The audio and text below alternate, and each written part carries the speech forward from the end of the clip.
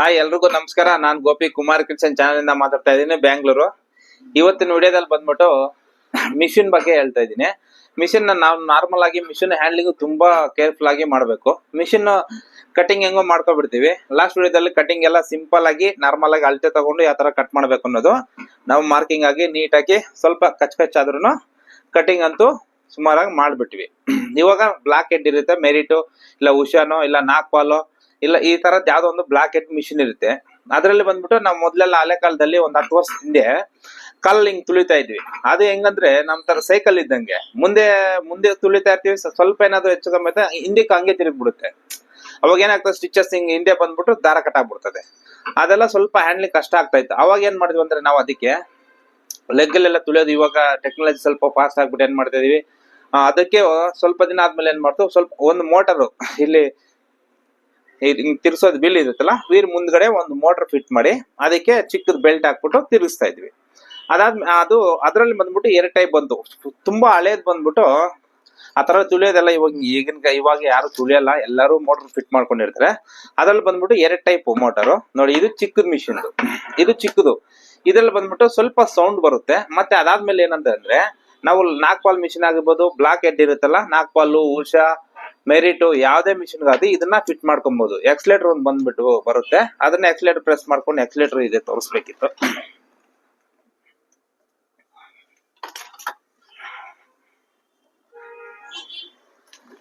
ನೋಡಿ, ಈ ತರ ಎಕ್ಸ್ಲೇಟರ್ ಇರುತ್ತೆ. ಇದಕ್ಕೆ ಇಲ್ಲಿ ಜಾಯಿನ್ ಮಾಡ್ಬಿಟ್ಟು ಇದೆಯಲ್ಲ, ಇದಕ್ಕೆ ಇಲ್ಲಿ ಜಾಯಿನ್ ಮಾಡ್ಬಿಟ್ಟು ಇದಕ್ಕೆ ಕರೆಂಟ್ ಪ್ಲಗ್ ಕೊಟ್ಬಿಟ್ಟು ಏನ್ ಮಾಡ್ತೀವಿ, ಹಿಂಗ್ ಪ್ರೆಸ್ ಮಾಡ್ತಾ ಇದ್ರೆ ಒಂದೇ ಕಡೆ ಮೂವ್, ಅಂದ್ರೆ ಬ್ಯಾಕ್ ಮೂವ್ ಆಗಲ್ಲ, ಒಂದೇ ಫ್ರಂಟ್ ಗೆ ನೀಟಾಗಿ ಮೂವ್ ಆಗುತ್ತೆ. ಎಷ್ಟು ನಾವು ಬೈಕ್ ಓಡಿಸ್ದಂಗೆ ಸ್ವಲ್ಪ ಕೊಟ್ರೆ ಸ್ವಲ್ಪ, ಇನ್ ಸ್ವಲ್ಪ ಕೊಟ್ರೆ ಸ್ಪೀಡ್ ಆಗಿ. ಅವು ಕಲಿಬೇಕಾದ್ರೆ ಏನಾಗುತ್ತೆ, ಸ್ವಲ್ಪ ಹಿಂಗ್ ಪ್ರೆಸ್ ಮಾಡ್ಕೊಂಡು ನೀಟಾಗಿ ನಮ್ ಕಲಿಯಕ್ಕೆ ತುಂಬಾ ಅನುಕೂಲ ಆಗುತ್ತೆ. ಅಂದ್ರೆ ರೊಟೇಟ್ ಹಿಂದ್ಗಡೆ ಹೋಗ್ದಿರಾ ಮುಂದಕ್ಕೆ ಹೋಗೋಕೆ ತುಂಬಾ ಅನುಕೂಲ ಆಗ್ತಾ ಇತ್ತು. ಅದರಿಂದ ಏನ್ ಮಾಡಿದ್ವಿ, ಈ ಚಿಕ್ಕ ಮಿಷಿನ್ ತಗೊಂಡ್ವಿ. ಇದ್ರಲ್ಲಿ ಏನ್ ಫಾಲ್ಟ್ ಅಂದ್ರೆ, ಇದ್ರಲ್ಲಿ ನೋಡಿ, ಇಲ್ಲಿ ಈ ಕಡೆ ಇಲ್ಲಿ ಕಾರ್ಬನ್ ಅಂತ ಬರುತ್ತೆ. ಇದ್ರಲ್ಲಿ ತೆಗೆದ್ಬಿಟ್ಟಿದೀವಿ, ತುಂಬಾ ಹಳೇದಾಯ್ತಲ್ಲ, ಅದಕ್ಕೆ ಇಲ್ಲಿ ಕ್ಯಾಪ್ ಬಿಚ್ಬಿಟ್ರೆ ಇಲ್ಲಿ ಕಾರ್ಬನ್ ಅಂತ ಬರುತ್ತೆ. ಈ ಕಾರ್ಬನ್ ಇಲ್ಲಿ ಹಾಕ್ಬೇಕು. ಇಲ್ಲಿ ಹಾಕ್ಬಿಟ್ಟು ಹಿಂಗ್ ಟೈಟ್ ಮಾಡಿದ್ರೆ ಅದಕ್ಕೆ ಹೋಗಿ ಅದಕ್ಕೆ ಟಚ್ ಆದಾಗ ಸ್ಪಾರ್ಕ್ ಬಂದು ಇದು ಮೂವ್ ಆಗುತ್ತೆ. ಇದು ಹಳೆ ಮಾಡ್ಲು.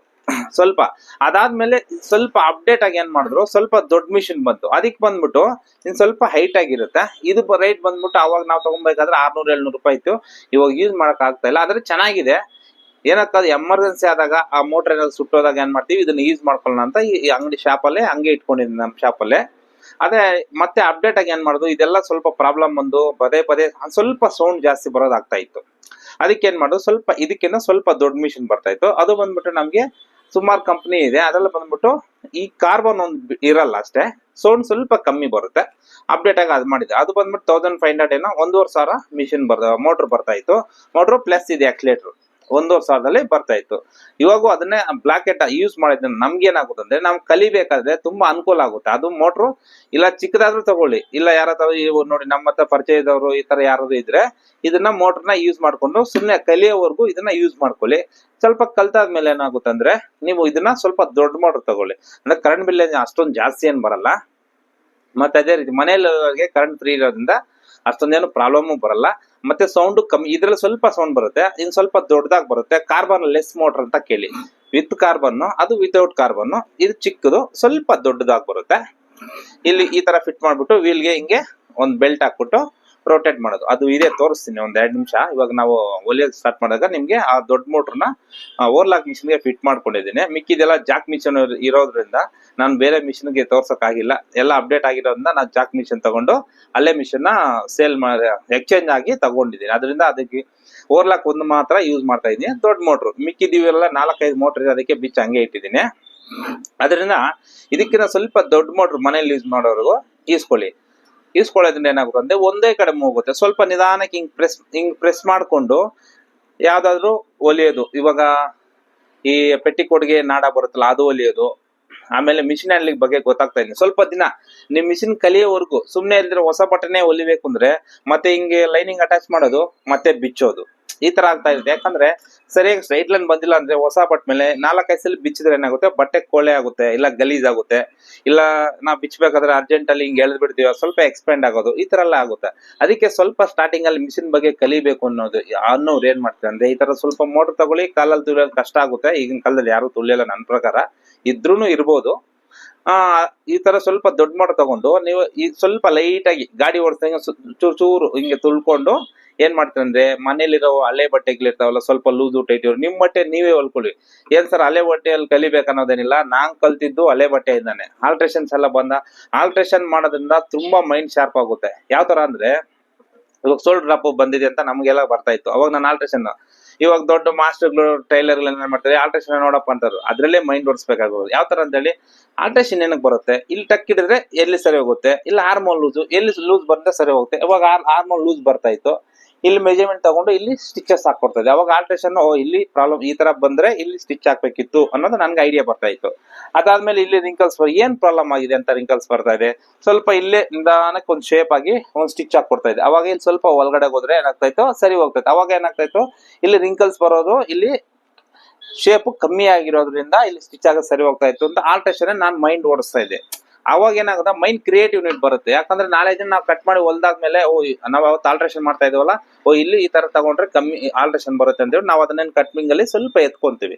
ಅದೊಂದು ರೀಸನ್. ಇದರಿಂದ ನಾವು ಆಲ್ಟ್ರೇಷನ್ ತುಂಬಾ ಕಲಿಯೋದು ತುಂಬಾ ಇದೆ.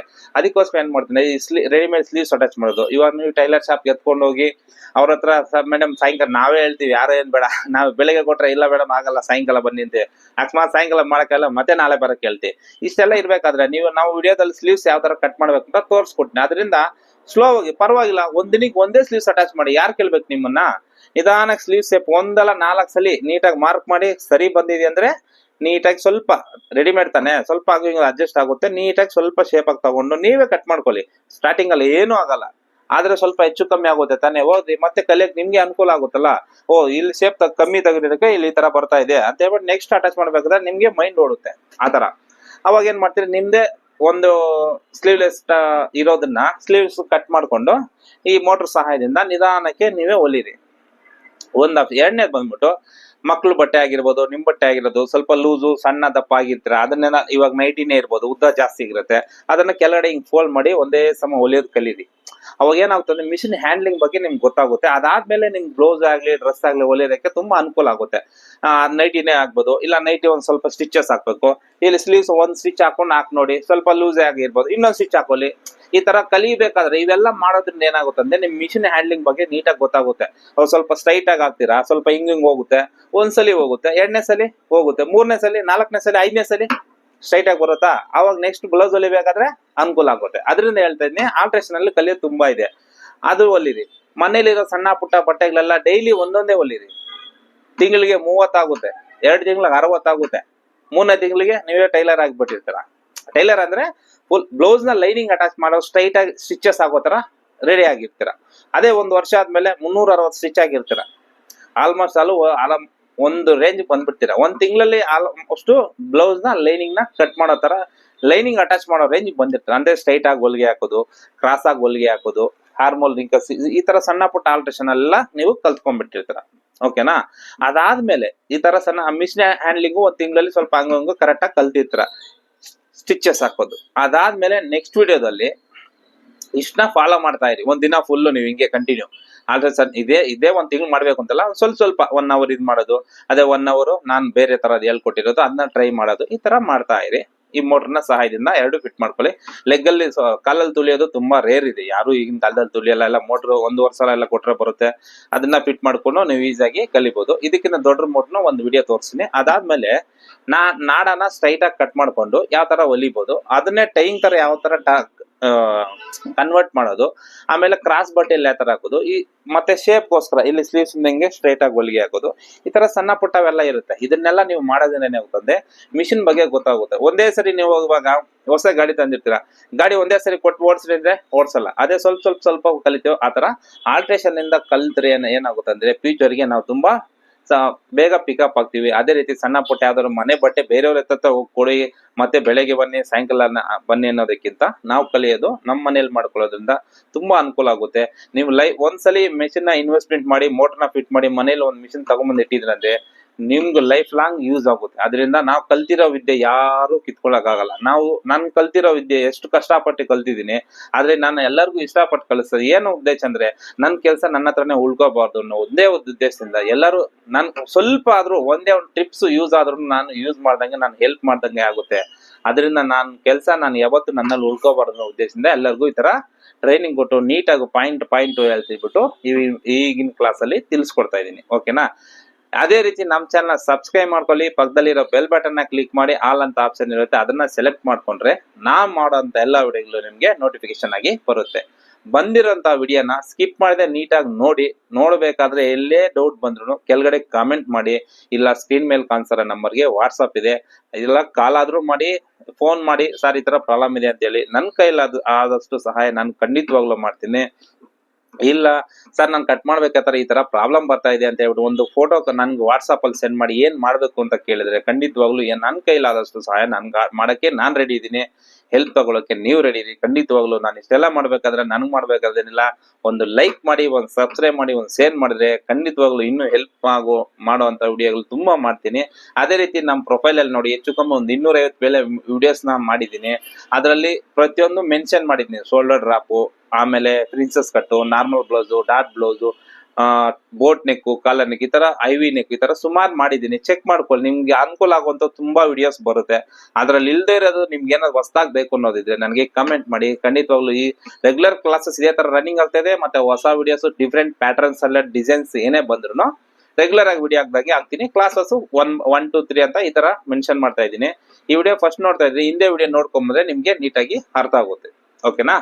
ಇವಾಗ ಲೇಟ್ ಮಾಡದೆ ವಿಡಿಯೋ ಸ್ಟಾರ್ಟ್ ಮಾಡೋಣ, ಬನ್ನಿ. ಓವರ್ಲಾಕ್ ಮೆಷಿನ್ ಇದು ದೊಡ್ಡ ಮೋಟರು ನೋಡಿ. ಈ ತರ ವೀಲ್ಗೆ ಈ ಬೆಲ್ಟ್ ಹಾಕಿ ಇಲ್ಲಿ ಕತ್ರಿ ಇಟ್ಟು ಈ ತರ ಫಿಟ್ ಮಾಡಿದೀನಿ ನೋಡಿ. ಇದಕ್ಕೆ ಅವಾಗ ನೋಡ್ಸಿದಕ್ಕೆ ಇಲ್ಲೊಂದು ಬೋಲ್ಟ್ ತರ ತಿರ್ಸೋದು ಕಾರ್ಬನ್ ಇತ್ತು, ಬಟ್ ಇದಕ್ಕಿಲ್ಲ ನೋಡಿ. ಆ ಕಡೆ ತೋರಿಸ್ತೀನಿ, ಇಲ್ಲ ನೋಡಿ. ಸೈಜಲ್ಲೂ ದೊಡ್ಡ ಸೈಜು 1.5 ಸಾವಿರ ಕೊಟ್ಟು ಹೆಚ್ಚು ಕಮ್ಮಿ 6 ವರ್ಷ ಆಯಿತು, ಇದುವರೆಗೂ ರಿಪೇರಿ ಬಂದಿಲ್ಲ ನೋಡಿ. ಇಲ್ಲಿ ಆಕ್ಸಿಲೇಟರ್ ಇದೆ ನೋಡಿ, ಪ್ರೆಸ್ ಮಾಡ್ತೀನಿ, ಇಲ್ಲಿ ನೋಡಿ ರೊಟೇಟ್ ಆಗುತ್ತೆ ನೋಡಿ. ನೋಡಿ ಈ ತರ ಇದು ರನ್ ಆಗುತ್ತೆ. ಸೌಂಡ್ ಅನ್ನೋದು ಏನು ಬರಲ್ಲ. ಅದರಿಂದ ಇದು ದೊಡ್ಡ ಮೋಟ್ರು. ಇವಾಗ ಸ್ಟಿಚ್ ಮಾಡೋದು ಯಾವ ತರ ಅಂತ ಸಣ್ಣ ಪುಟ್ಟ ಉಡಲ್ಗಿಲೆ ತೋರಿಸ್ತೀನಿ ಬನ್ನಿ. ಇವಾಗ ನೋಡಿ ಈ ತರ ಮಾಮೂಲಿ ಒಂದು ಸ್ಟ್ರೈಟ್ ಬಟ್ಟೆಯಲ್ಲಿ ಕಟ್ ಮಾಡ್ಕೊಂಡಿದ್ದೀನಿ. ನಾವು ಹೊಲಿಬೇಕಾದ್ರೆ ಫಸ್ಟ್ ನೋಡಿ ಮಿಷಿನ್ ಆನ್ ಮಾಡ್ಕೊಂಡಿದ್ದೀನಿ.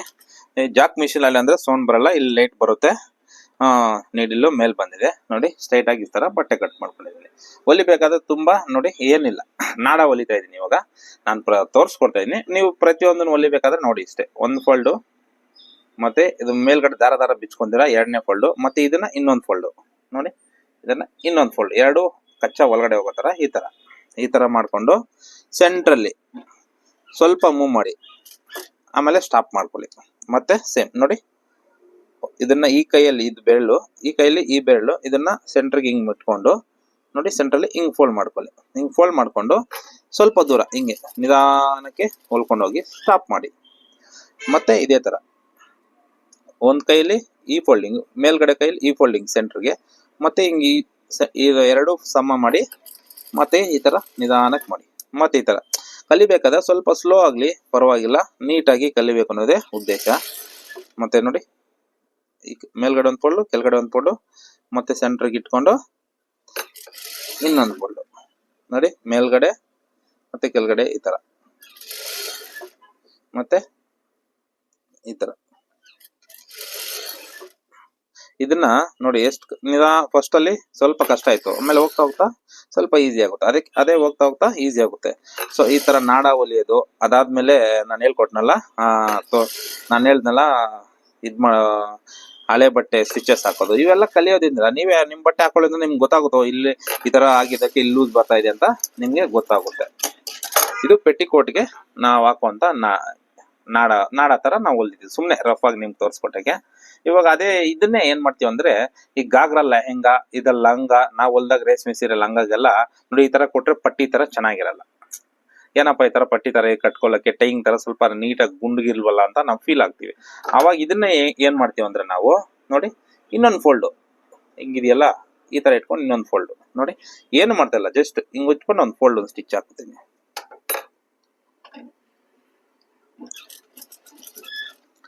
ನೋಡಿ, ಹಿಂಗ್ ಇಟ್ಕೊಳ್ಳಿ.